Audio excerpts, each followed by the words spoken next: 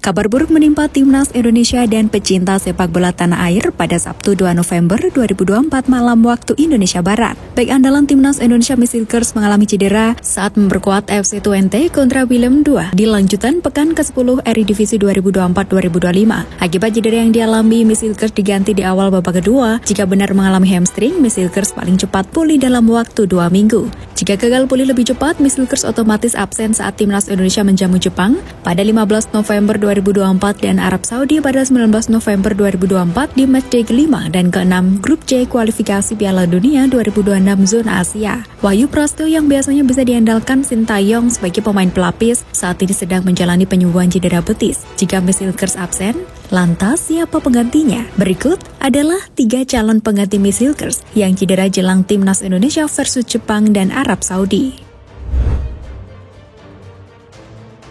Elkan Bagot.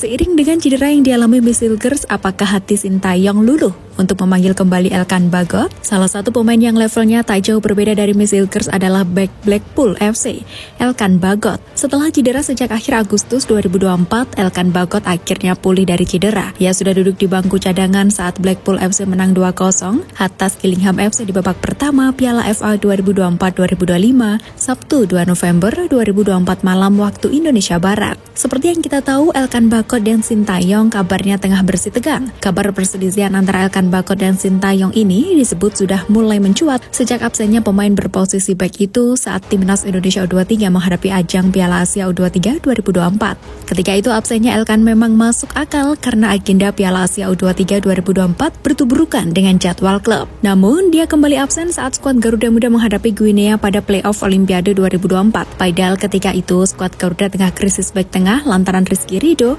tak bisa dimainkan. Sintayong menyebut media Indonesia bisa mencari tahu sendiri soal jadwal klub dan kelakuan Elkan. Menarik menanti keputusan Sintayong ke depan, apakah perselisihan antara kedua kubu akan segera berakhir atau keduanya masih akan mempertahankan ego masing-masing. Asnawi Mangkualam. Secara posisi, Milkers dan Asnawi Mangkualam memang berbeda. Namun kehadiran Asnawi Mangkualam dibutuhkan untuk menguatkan sisi kanan pertahanan Timnas Indonesia. Di sisi lain, deretan pemain yang menghuni lini belakang Timnas Indonesia dinilai sudah cukup kuat. Sebut saja ada Jordi Amat, Jai Izes, Justin Hubner, Muhammad Ferrari, dan Rizky Ridho. Belum ada lagi Calvin Verdong, Sandy Walsh, dan Nathan Juaon yang juga bisa diperankan sebagai bek tengah. Asnawi Mangkualam disebut Sintayong gagal masuk skuad Timnas Indonesia melawan Jepang dan Arab Saudi karena mengalami cedera.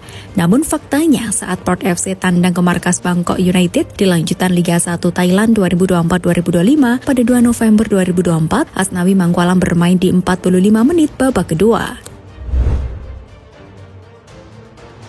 Arhan Fikri.